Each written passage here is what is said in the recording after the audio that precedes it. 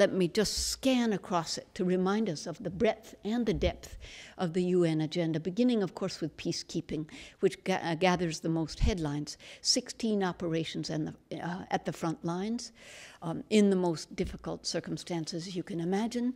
None of them are using American soldiers. We don't offer or volunteer soldiers from this country. But the forces are combined from many, many other countries. And the U.S. does help in other ways with transport and communications equipment and more. Then disarmament, reduction of nuclear arms, chemical weapons, biological weapons, and landmines.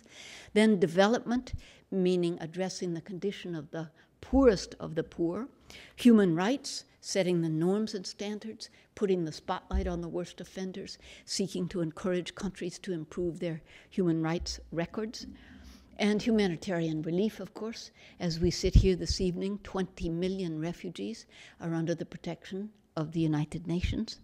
Environmental action, or climate change, as we call it now, not new to the UN, but the efforts to gather all countries in and to address this very real effect on our planet, and certainly global health, global public health.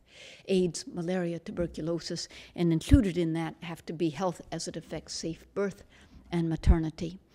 Well, each of these countries, each of these issues affects every country around the world.